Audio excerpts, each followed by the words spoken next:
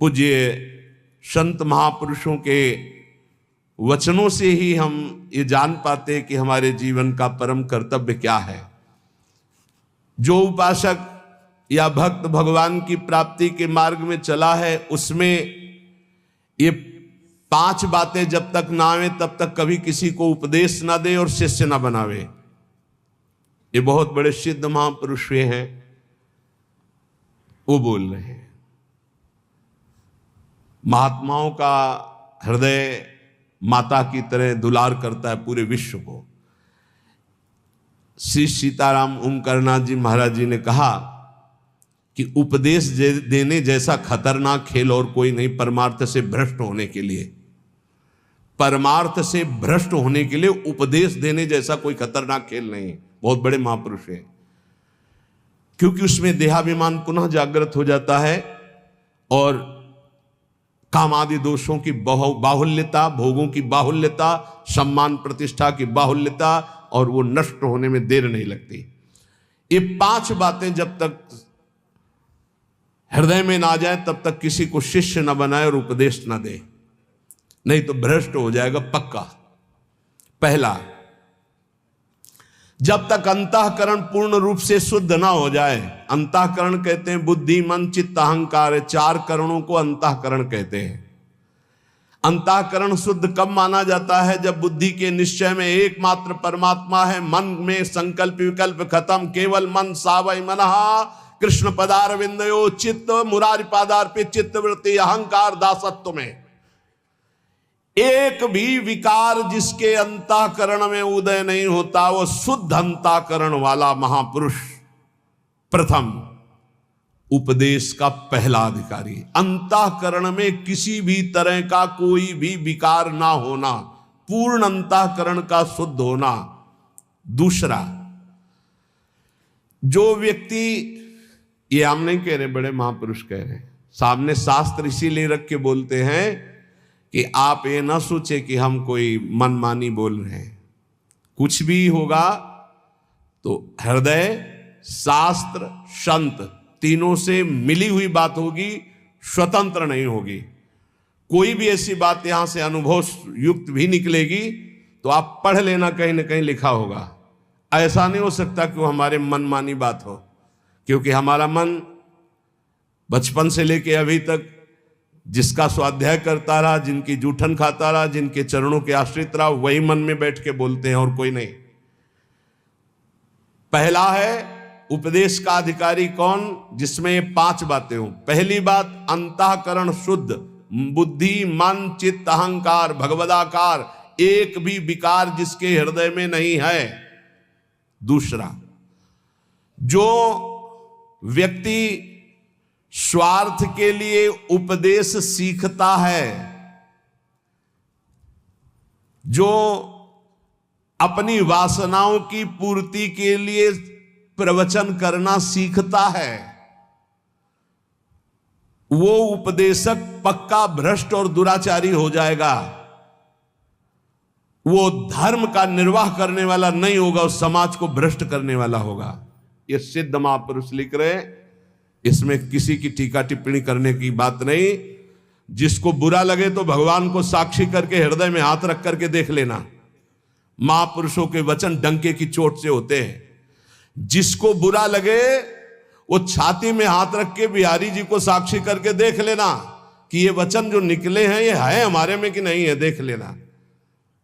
यहां केवल जबान की बात नहीं होती, छाती की बात होती है। जो व्यक्ति स्वार्थ पूर्ति के लिए, अर्थ प्राप्ति के लिए, वासनाओं की पूर्ति के लिए प्रवचन सीखता है, उपदेश सीखता है, दूसरे को उपदेश करता है, वो उपदेशक दुराचारी हो जाएगा, भ्रष्ट हो जाएगा, धर्म को नष्ट करने वाला बनेगा। तीसरा, जिसने अपनी वाणी में सत्य का अनुष्ठान नहीं किया, जिसने अपने आत्मस्वरूप का बोध नहीं किया, जिसकी वृत्ति निष्काम नहीं हुई, जो जगत से भगवत भाव रूप से संबंध नहीं की, वो बड़े से बड़ा विद्वान भी भ्रष्ट हो जाएगा। वो बड़े से बड़ा विद्वान भी भ्रष्ट हो जाएगा। ये देख लो, जिसके वाणी में सत्य नहीं, जो आत्मस्वरूप का बोध प्राप्त नहीं किए, जिसकी बुद्धि में निष्कामता नहीं, जो चराचर जगत में भगवत स्वरूप का भाव नहीं किए, वो बड़े से बड़ा विद्वान भी पतित हो जाएगा। चौथा, उपदेशक ब्रह्म विद्या और निदिध्यासन दोनों साथ में, अर्थात शब्द ब्रह्म का ज्ञान और परब्रह्म की अनुभूति दोनों। जो शब्द ब्रह्म का ज्ञान और परब्रह्म की अनुभूति से युक्त होगा, उसमें अमानिना मान देना, निर्माणता सबसे बड़ा सद्गुण होगा, निष्कामता उसके स्वभाव में होगी। ऐसा उपदेशक संसार के धर्म की प्रतिष्ठा करके सबको सुख प्रदान करता है। पांचवा, जो स्वयं अपने मन को कृष्णाकार कर चुका है, जो इष्ट के प्रेम में डूबा हुआ है, जिसका केवल इष्ट से दृढ़ विश्वास और संबंध है, जो इष्ट के स्मरण में डूबा हुआ उपदेश करता है, जो दुनिया में एकमात्र परम स्वतंत्र सत्ता श्री भगवान की देखता है, जो सबका परम मंगल करने का उद्देश्य रखकर, केवल उद्देश्य रखकर भगवत चर्चा करता है, उसका उपदेश देना यथार्थ धर्म का प्रकाश करने वाला होगा। ब्रह्मबोध होना शास्त्रों के स्वाध्याय का फल है। भगवत प्रेम होना ये समस्त साधन और भक्ति का यथार्थ फल है। नहीं सो सब धर्म कर्म जर जाऊ, जहां न राम पद पंकज भाव। जब तक प्रभु के चरणों में प्रेम ना हो जाए या तत्वबोध ना हो जाए, तब तक उपदेश नहीं करना चाहिए। ऐसा महापुरुषों का नहीं तो लिखा हुआ है, जो व्यक्ति स्वार्थ के लिए, जो धन के लिए, वासना के लिए, सम्मान के लिए, सुख सुविधा के लिए सीखता है और उसका उपदेश करता है, उसका चरित्र भ्रष्ट हो जाता है। महापुरुषों ने जो कहा है वो अपने अनुभव से कहा है। पहले अपने आप की जो माया जनित वृत्ति है उसको हटाओ और मुक्त हो जाओ, तब दूसरों को मुक्त करने की बात सोचिए। पहले अपना कल्याण करो, जग का कल्याण स्वयं होगा। यह शास्त्रीय सिद्धांत है। पहले खुद की वृत्तियों को ठीक करो, पहले खुद काम क्रोध विजयी बनो, पहले खुद निरंतर नाम जप का रसास्वादन करो, फिर बोलोगे तो निहाल कर दोगे। पूज्य श्री रामचंद्र डोंगरे जी महाराज, सुना है प्रगट में, आंखों से अश्रु बह रहे हैं, ग्रीवा झुकी हुई है, सामने ठाकुर जी हैं, और ऐसी कथा पूज्य श्री मथुरादास जी, सुना है, बड़े बड़े महापुरुष, और कथा की और उठे और चल दिए। जो जहां जैसा वो सब वहीं छोड़ दिया। वो अपना देखो लगाओ, गौ सेवा में लगाओ, विद्यालय में लगाओ, जहां परमहंस पूज्य श्री रामचंद्र डोंगरे जी महाराज, बड़े बड़े महापुरुषों को देखा। ये जो भगवत चर्चा है, ये जो उपदेश है, जो सत्संग है, ये आत्म सुख के लिए है। जीवन निर्वाह तो प्रभु स्वयं अपने दासों का करते हैं, उसके लिए ये थोड़ी है। ये भगवत मार्ग बेचने वाला थोड़ी है कि हमारे जीवन का निर्वाह, हमारे जीवन का निर्वाह तो योगक्षेमम वाहम्यम श्री हरि करेंगे। ये चर्चा किस लिए हो रही है? सबका परम मंगल करने के लिए हो रही। स्वांता सुखाय तुलसी रघुनाथ गाथा। जो अपनी इंद्रियों पर नियंत्रण करता है वही दूसरे की इंद्रियों को विषयों से निकाल सकता है, अन्यथा नहीं। जो खुद इंद्रियों का गुलाम है वो दूसरे को इंद्रिय विजेता कैसे बना सकता है? एक बार किसी महात्मा के पास कोई माई गई अपने लाला को लेके, कहा लाला हमारा गुड़ खाता है, हमारी बात तो नहीं मानेगा, आप पर श्रद्धा रखता है, आप मना कर दो। तो कहा 1 हफ्ते बाद आना।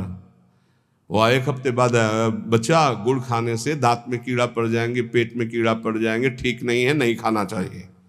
माँ ने कहा तुम ये उसी दिन क्यों नहीं बता दिया? महाराज 1 हफ्ते बाद क्यों बुलाया? बोले मैं भी गुड़ खाता था, इसलिए पहले 1 हफ्ते छोड़ा तब उपदेश किया। जो अपनी इंद्रियों पर विजय प्राप्त नहीं किए हुए हैं वो दूसरों के इंद्रियों को विषयों से कैसे हटा सकता है। धर्म का मार्ग बड़ा सूक्ष्म है, ये अनुभव के द्वारा ही समझ में आता है, शब्द पढ़ने से नहीं आता है। जो धर्म की सूक्ष्मता को जानता है वही धर्म का उपदेश करके सबके हृदय में धर्म को जागृत करता है। सबके हृदय में धर्म है, उसको जागृत करना है।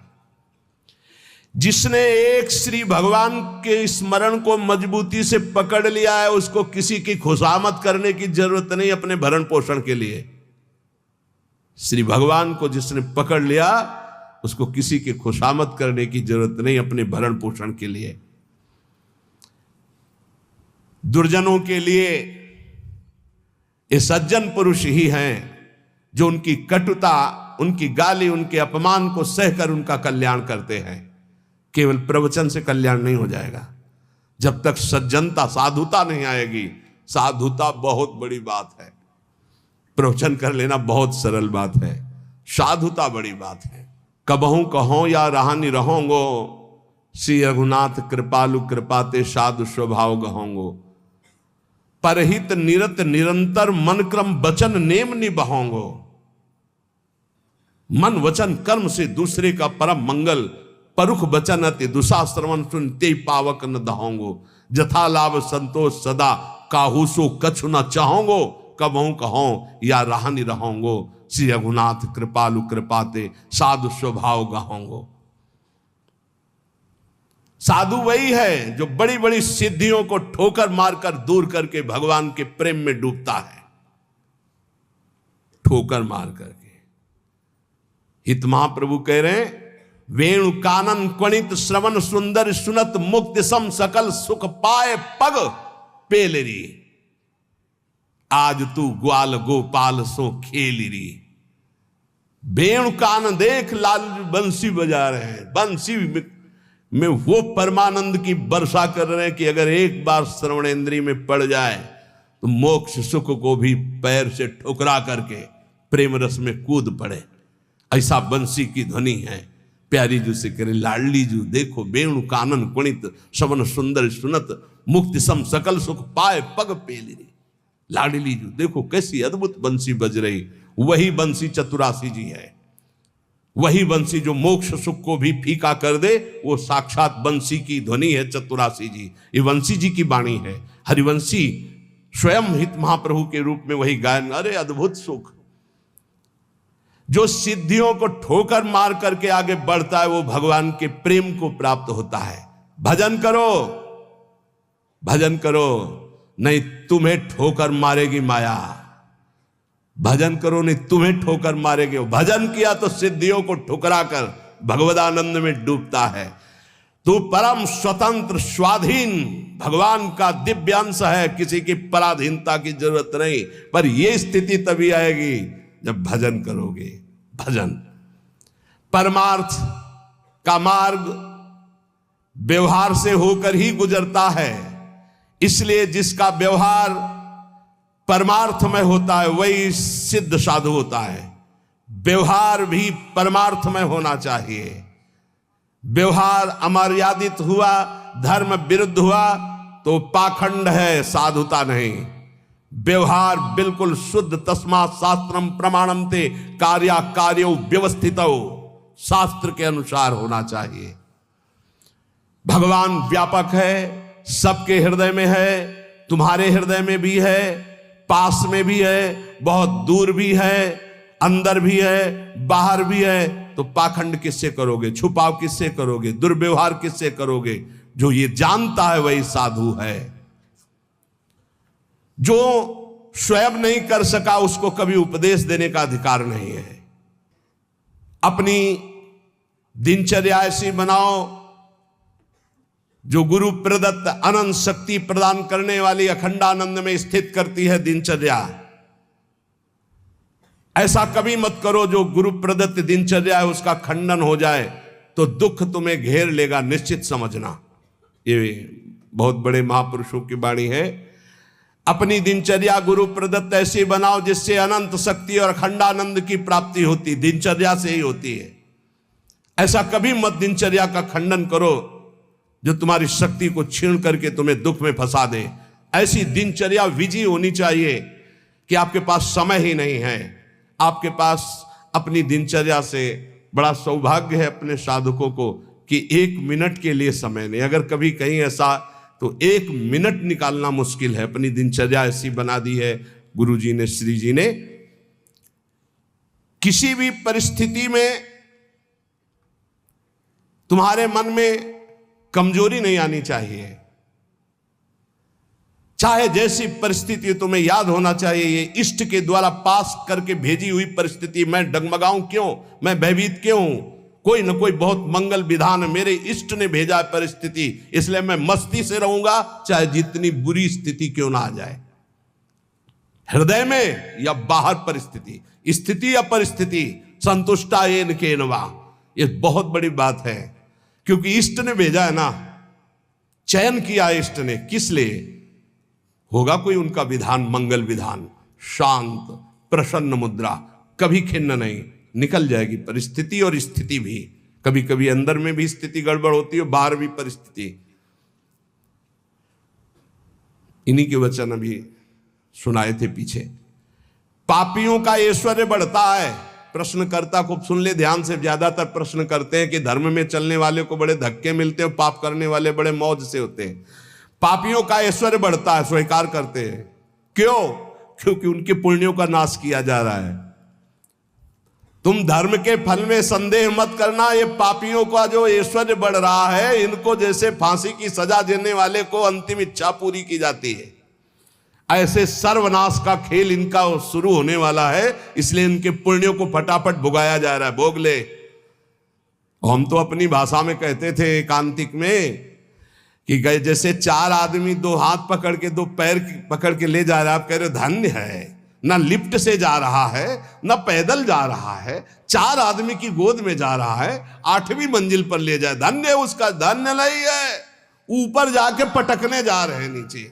अब बताओ, ले जाते समय तो तुम देख रहे हो कि ना लिफ्ट में है ना पैर से चल रहा है, कितना सौभाग्य है। लेकिन परिणाम पता है आपको? ये 4 लोग उसको ऊपर 8वीं मंजिल में ले जाकर पटकने जा रहे हैं। अब क्या लगेगा? धन्य नहीं लगेगा, बड़ेगा दुर्भाग्य है, मरेगा जाके।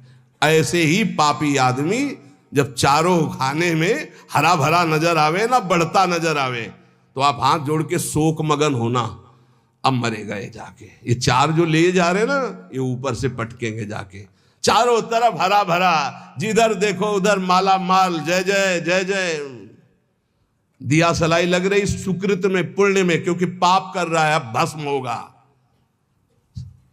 कभी कभी गुरुजन जब समझाते हैं और जब देख लेते हैं ना कि बहुत पैंग लंबी बढ़ गई, तो मौन हो जाते हैं। नहीं समझता जीव, इसीलिए भगवान भी चुप हो जाते कि पहले जल ले। अच्छा, भगवान जानते कि तू मेरा अंश जलेगा, है नहीं, तेरी कपड़ा जलेगा। ये नयनम छिन्दन्ति शस्त्राणि नयनम दहति पावकः न चैनम क्लेदयन्त्यापो न शोषयति मारुता। भगवान का बच्चा आग नहीं जला सकती, शस्त्र नहीं छेद सकता, जल नहीं डुबो सकता, वायु नहीं सुखा सकती। तो अगर डूब रहा है, मर रहा है तो मर, क्योंकि आत्मा को कुछ होना नहीं है और तेरे पाप किया है तो भोग। भगवान ऐसे देख रहे हैं। तुम कहोगे बड़े दयालु हैं, नहीं, इस समय दयालु नहीं। दयालु जान रहे हैं कि मेरे अंश को कोई फर्क नहीं पड़ना, शरीराभिमानी, पाप किया है, भोग ले। इसलिए वो अग्नि रूप भी हैं, वो जल रूप भी हैं, वो अपने में ही डुबो रहे हैं। किसको? अपने आप को। तुम्हें क्या फर्क पड़ रहा है? कुछ नहीं। हमारी भाषा समझ लो। कहें भगवान अब कहां गया, क्यों नहीं बचाया इनको, क्यों बचाए? उस समय जब उपदेश कर रहे थे कि ऐसा नहीं करना, तब तूने माना, नहीं माना तो भोग। तो बोले दया क्यों नहीं है? दया इसलिए नहीं कि असली वाले को जलन नहीं होगी और नकली वाला बचेगा नहीं। क्या? ये नकली है, यही जलेगा। असली जो भगवान का अंश है उसमें कोई ताप नहीं लगता। तो इसलिए भगवान शरीर, जैसे ये कपड़ा जल जाए तो अपने को क्या फर्क पड़ेगा, हम तो बच गए। बोले बड़ी कृपा, हम बच गए, कपड़ा जल गया। ऐसे ही कपड़ा जलता है, हम बिल्कुल नहीं जनते, हमें न कोई शस्त्र छेद सकता है, नाग्नि। तो ये जब भगवान का अंश जीव है, भगवान ये जानते इसलिए दया नहीं करते। अब कोई सही ढंग से चले और फिर उसके कपड़े में भी खरोच आने की बात होगी तो भगवान नहीं आने देंगे। और तुम दूसरों के शरीरों को भून भून के चटनी के साथ खाओ तो बिना चटनी के आग तुम्हें भून देगी। हमारी बातें बुरी लगेगी लेकिन लिख लो, बिल्कुल फायर विकेट तब आएगी जब भून के तैयार हो जाओगे। पहले बूंद नहीं पानी मिलेगा क्योंकि तुमने चटनी लगा के खाया है। वो अग्निदेव बिना चटनी के तुम्हें खा जाएंगे क्योंकि वही अग्नि भगवान का स्वरूप है। इसीलिए कहते हैं कि होश में ये मांस खाना, मदिरा पीना, व्यभिचार करना, पापाचरण करना बंद कर दो। प्रभु अभी तक जो हुआ हुआ, अब लो नसानी, अब ना सही हो, नहीं खतरे में हो तुम पक्का। तुम्हें नहीं दिखाई दे रहा है, कोई अविनाशी शरीर नहीं तुम्हारा। इस शरीर के लिए पापाचरण करके कभी सुखी नहीं हो सकते। तो पापियों के ऐश्वर्य को देखकर, अधर्म को धारण करने वाले कभी संदेह मत करना। इनको ऐसे सुख दिया जा रहा है जैसे फांसी की सजा देने वाले को अंतिम इच्छा पूर्ति की जा रही है। बुद्धि बदल जाती है, बुरी दशा आने के पहले बुद्धि बदली जाती है। आप ना आवे ताई तहां ले जाए, वहीं ले जाएगी जहां उसका नाश होना है। बहुत सावधानी से, कोई गलती हो जाए, कोई पाप हो जाए तो तत्काल महापुरुषों से मिलो, संतों से, कि हमने ये अपराध कर दिया, उसका प्रायश्चित बता दो या हमें दंड दे दो और आगे से कभी नहीं करूंगा, अब मुझे उपाय बता। वो जो बोले, वृंदावन की परिक्रमा लगा लो, उपवास कर लो, ऐसा कर लो, बस बिना विचारे कर दो। उनके वचन से पाप नष्ट हो जाएंगे। क्रिया मात्र तो केवल एक निमित्त है, उनके वचन की तुम ये कर लो, ये ठीक हो जाएगा। तुम्हारा जीवन नष्ट नहीं हो पाएगा। यदि कोई गलती हो जाए तो उसका प्रायश्चित कर लो। देखो, जो भगवान का भजन करते हैं, कभी भगवान से कुछ मांगते नहीं, उनकी पूरी जिम्मेवारी भगवान स्वयं ले लेते हैं। अगर तुम मांगना ही है तो भगवान से भजन मांगो, भजन कि मेरा निरंतर भजन बनता रहे। तुम अल्पज्ञ हो, भजन के सिवा और जो भी मांगोगे वो धोखा हो जाएगा, कोई लाभ नहीं है। ध्रुव जी को भी बड़ी अशांति हुई थी परम पद मिलने का, अटल पद भी मिलने के बाद। यदि तुम भजन करने वाले हो तो तुम्हारी निंदा होगी पक्का। भीतर ही भीतर जब निंदा हो तो प्रसन्न होना, उससे कभी शत्रुता मत करना, क्योंकि वो निंदा करने वाला कृपा करके भगवत प्राप्ति में जो बाधक पाप है उसको वो ले रहा है। बड़ी कृपा है। निंदा करना दूसरों के पापों को लेना है, अपने को तो करना नहीं है। दूसरा कोई अपनी निंदा करे तो बहुत प्रसन्न होना है कि वो कितना महान है कि जो हमें भगवत प्राप्ति में बाधक भाव थे उनका वो अपहरण कर रहा है। बिना प्रयास के, बिना प्रयत्न के, बिना भोगे तुम्हारे प्रारब्ध का नाश करने की सामर्थ्य निंदा में है, जो तुम्हारी दूसरे निंदा करते हैं। बड़े कृपालु हैं। इसलिए निंदक को परम सहायक मित्र मानना चाहिए। निंदक नेरे राखे आंगन कुटी छवाए, समीपे रहे जिससे कोई चूक ना होने पाए, हर गलती वो हमारी देखे। और भगवान बड़े कृपालु हैं। निंदक को सूक्ष्मदर्शी लगाने की जरूरत नहीं होती, सीसी कैमरा लगाने की जरूरत नहीं होती। उनके कान और नेत्र वहीं लगे रहते हैं और वो एक एक बात पकड़ करके साधु की और उसको निर्मल करते रहते हैं। इसलिए धन्य है, प्रणाम है, स्वस्थ रहे निंदक। अंतिम में उनको भगवत प्राप्ति हो, क्योंकि हमें भगवत प्राप्ति में बड़ा सहयोग किए। निंदा करने वाले महान मित्र हैं जो हमारे प्रारब्ध को बिना भोगे वो काट देते हैं। दूसरों की निंदा करने से जो हमारे पाप नष्ट होते हैं, अपनी प्रशंसा करने से अपने पुण्य और तप नष्ट हो जाते हैं। अपने मुख से कभी अपनी प्रशंसा न करे, दूसरे जो हमारी निंदा करते हैं उसे चैन से, आनंद से सुन ले कि हमारे ऊपर भगवान की बड़ी कृपा है, बड़ा पावन किया जा रहा है। जब तक तुम्हें आत्मानंद का अनुभव न मिले, भगवदानंद का अनुभव न मिले, तब तक विषयानंद से दूर रहना, विषयानंद के भोगी पुरुषों से दूर रहना। भगवदानंद का अनुभव करने वाला चक्रवर्ती सम्राट को भी एक तिनके के बराबर समझता है। सुरपति नरपति लोकपति जिनके भावे घास। भगवदानंद का अनुभव करने वाला चक्रवर्ती सम्राट को वही तिनके के समान समझता है। अब अंदर से देख लो, प्रभु के प्रति भाव है या धन के प्रति या पद के प्रति, तो वैसे ही हो जाएगा। भगवदानंद जिसको अनुभव हुआ, सुरपति नरपति लोकपति जिनके भाव है घास, ये बात अंदर से समझो। अपमान किसी का करना नहीं, पर अंदर से किसी के प्रति ऐसा भाव न रहे कि धन को लेकर, रूप को लेकर, अभिनय को लेकर, पद को लेकर के हमारा गर्व है कि हमारे पास अमुक आए, हमारा गर्व है कि हमारे पास परमहंस आए, अवधूत आए। हमारा गर्व, ये उनका सौभाग्य है कि उनको एक बार इस रज में माथा रखने का सौभाग्य मिला। ऐसा करो कि अब कुछ करना ना पड़े, ऐसा करो कि मां के गर्भ में वास अब ना करना पड़े, ऐसा करो कि मनुष्य जन्म अभी आखिरी जन्म हो और हम श्री भगवान को प्राप्त हो जाएं। अगर माली से संबंध रखोगे तो पुष्प वाटिका का कोई भी फूल तुम चयन कर सकते हो। ऐसे ही यदि तुम भगवान से संबंध रखोगे तो अनंत ब्रह्मांड भगवान की पुष्प वाटिका है। किसी भी ब्रह्मांड में स्वतंत्र रूप से तुम जा सकते हो। कैसे? जैसे माली के होकर बगीचे में घूमो, आनंद ले रहे हो, कोई फर्क नहीं पड़ता। लेकिन एक जंगल में जाके भटक गया है वो, और एक जो माली के साथ उसी जंगल में आनंद ले रहा है वो, एक जो जेल में कैदी बना है वो, और एक जो जेलर बनकर वहां कैदियों के बीच में है वो, दोनों में अंतर है। अब कैदी बन के नहीं रहना, अब जेलर बन के रहना है। अब भटकना वाला नहीं स्वरूप है, अब मालिक के साथ रहकर भ्रमण करना है, आनंद लेना। अनंत ब्रह्मांड मेरे स्वामी के हैं और स्वामी की स्मृति के साथ कोई भय नहीं। अब ये कर्म बंधनों की जेल में नहीं रहना, ये मनुष्य शरीर पाकर अब स्वतंत्र होना है। ये बात अंदर बैठा लो। विषयी का संग साक्षात काले सर्प के संग के समान समझो। विषयी पुरुष का संग, ये विषयी पुरुष विष के समान है। इनके स्पर्श से, इनके संभाषण से, इनके दर्शन से इनके शरीर में चिपटे रहते हैं ऐसे परमाणु, जो तुम्हारे अंदर आएंगे और तुम्हारे भजन को जलाकर राख कर देंगे, भजन की वृत्ति को जला के राख कर देंगे। जितनी जल्दी हो सके अपने को जलने से बचाना चाहते हो तो विषयी पुरुषों का संग छोड़ दो।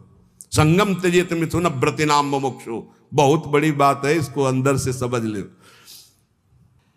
प्रयत्न करो। विषयी पुरुषों का संग साक्षात भयावह विषधर सर्प के समान है, वो तुम्हारी समस्त साधना को चौपट कर देगा। विषय की अग्नि की चपेट में तुम अध्यात्म शक्ति को भस्म कर दोगे। इसलिए दूर, हमको यही देखना है। जब भगवान मोहिनी रूप के पीछे भाग रहे थे ना, तो बड़े बड़े जो पद्मासन लगाए बैठे थे, तो मोहिनी भगवान ऐसे करते हैं। देख लो, ये वो हैं जो ब्रह्मबोध प्रदान करते हैं, और मेरा ये वो रूप है जो ऐसों को भी पीछे दौड़ा भगवान के मोहिनी रूप का। ऐसे ही ये भगवान उदाहरण देते रहते हैं, भगवान ही उपदेश दे रहे हैं। पक्का समझिए, बहुत बहुत विचित्र, अतिशय प्रबल देव तो माया, जो शास्त्र कह रहा वैसे चलोगे बच जाओगे। यहां सत्संग के द्वारा हमको ये समझना है कि हमें जो मिला बहुत कीमती चीज है, परमार्थ बहुत कीमती चीज है। इसको छीनने के लिए बहुत माया रंग रचेगी। अगर आप कोई वासना लेकर इस मार्ग में चलेंगे तो वही वासना अंतर की माया जानकर तुम्हारे आगे जाल फेंक देगी और तुम्हें रोक लेगी। इसलिए सत्संग के द्वारा जल्दी से जल्दी वो वासना काट दो जो तुम्हें गिराने वाली है। उस वासना का संयोग होने पर भागो, ना कि उसको स्वीकार करो। पहले प्रयत्न करो, फिर प्रार्थना करो। पहले बचने की कोशिश करो। जब आपको लगे कि अब गिरा, तो फिर भगवान से प्रार्थना कर दो कि तत्काल मुझे बचा लो। यदि कोई ऐसी विपत्ति आ जाए तो पहले बचने की कोशिश करो, भागो विवेक के द्वारा। अगर नहीं संभल पा रहे तो इष्ट को पुकारो, देर मत करो। विषयी पुरुष का आश्रय और संग आपको नष्ट कर देगा। बहुत बहुत सावधान, बहुत सावधान। मतलब ये भले भजन कम हो, पड़े रहो, भगवान की प्राप्ति हो जाएगी, क्योंकि भरोसे पे पड़े रहने वाला ही महान संत बनता है। लेकिन संग किसी का ना, असंग, असंगता बहुत बड़ी सिद्धि है। चाहे गृहस्थ में हो चाहे विरक्त में, अपने को बचाओ। जो आपके सुकृत को, आपके भजन को लूटने वाले लोग हैं, ऐसे लोगों से बचो। सदा इतना तो ज्ञान तुम्हें होना चाहिए कि तुम्हें उचित फंसाया जा रहा है या अनुचित फंसाया जा रहा है। लेकिन अनुचित फंसाने वाले बहुत अमृत जैसे लगते हैं। इस मार्ग में चलने वाले पथिक की बुद्धि ऐसे धोखा देती है, अनुचित फंसाने वाले अमृत जैसे लगते हैं। बहुत बहुत किसी भी गृहस्थ के द्वारा दी हुई सेवा श्री भगवान ने निमित्त बनाकर उसे भेजा है, ऐसे माना जाता है। एहसान कभी नहीं माना जाता। ध्यान रखना, साधुता में, जो साधुता में निमित्त माना जाता है। जैसे आप आए और कुछ, तो हम ये देखते हैं मेरे प्रभु आए हैं, मेरे आराध्य देव, इस रूप का जो निमित्त बनाकर हमारे पास भेजना, मेरे आराध्य देव। तो हमारी आसक्ति आराध्य देव में, ना कि उस व्यक्ति में। अगर व्यक्ति में तो गया, ये चाहे गृहस्थी में चाहे विरक्ति में, बात अंदर से समझ लीजिएगा। सदा अंदर से विचार करते हुए कि हम उचित कर रहे हैं या अनुचित। यदि तुम इस पर चूक कर दिए तो तुम्हारा जीवन व्यर्थ हो जाएगा। बहुत ये दृश्य देखने को मिलते हैं। इसलिए ठगे ना जाओ, ऐसे बनकर रहो। पूरे संसार में ऐसे घूमो। ठगा कौन नहीं जाता? जो गरीब बन के रहता है। त्रणादपि सुनी चेन, वो नहीं ठगा जाएगा। जो बड़ा बन के चलेगा वो ठगा जाएगा, पक्का समझ लेना।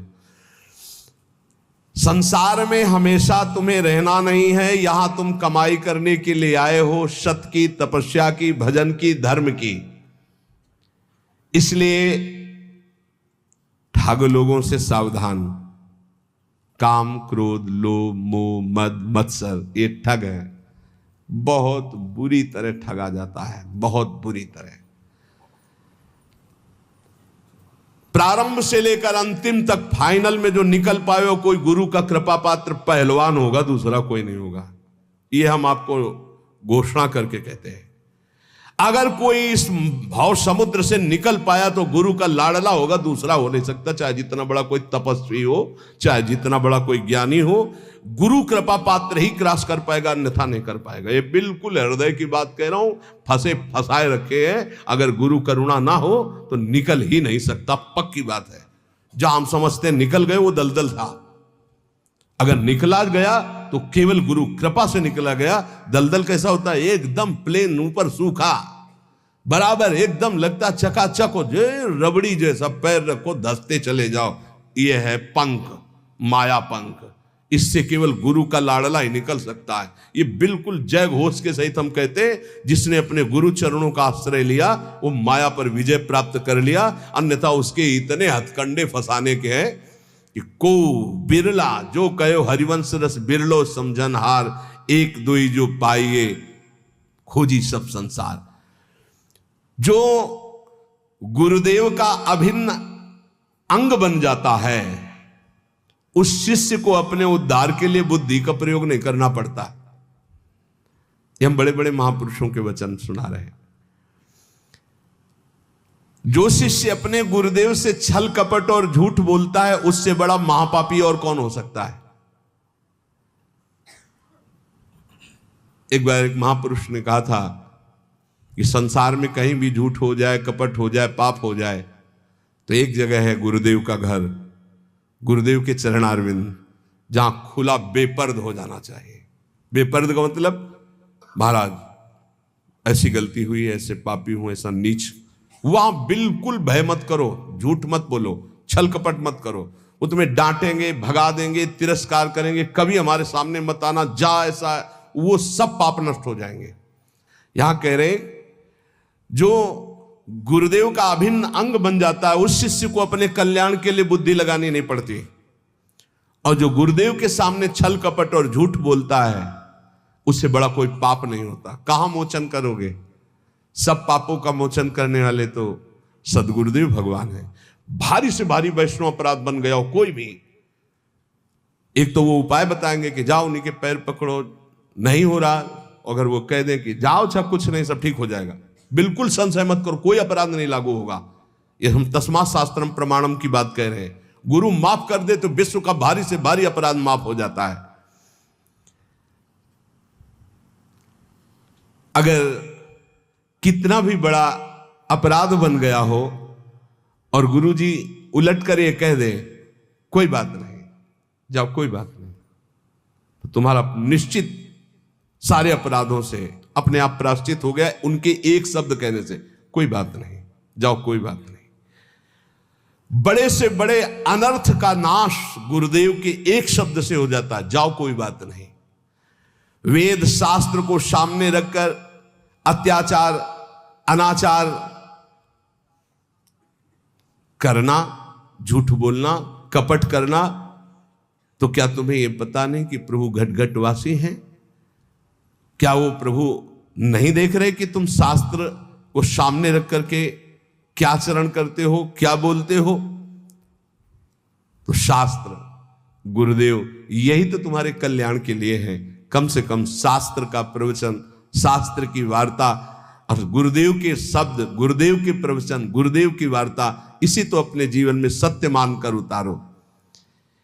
एक मनुष्य ने प्रश्न किया गुरुदेव से कि महाराज भगवान नाम से सुना है कि सब काम हो जाता है, तो फिर संध्या तर्पण यज्ञ दान ये सब करना चाहिए कि नहीं करना चाहिए?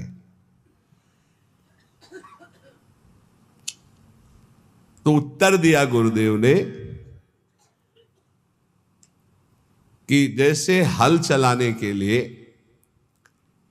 बैल ही जोता जाता है, हाथी नहीं जोता जाता है। हाथी से कभी हल नहीं चलाया जाता, बैल ही हल जोतने में लगाया जाता है। इस प्रकार जैसे दान देना है या संध्या तर्पण आदि करना है या और अन्य कार्य हैं, भगवान नाम बड़ा महान साधन है, उसको केवल भगवत प्राप्ति के लिए रखो।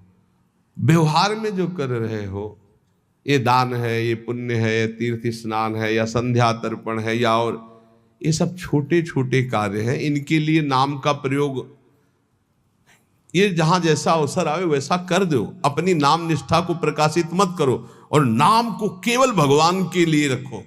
अजित भगवान को जीतने के लिए नाम है, उसका साधारण कार्यों में प्रयोग नहीं, उसका साधारण कार्यों से समानता मत रखो।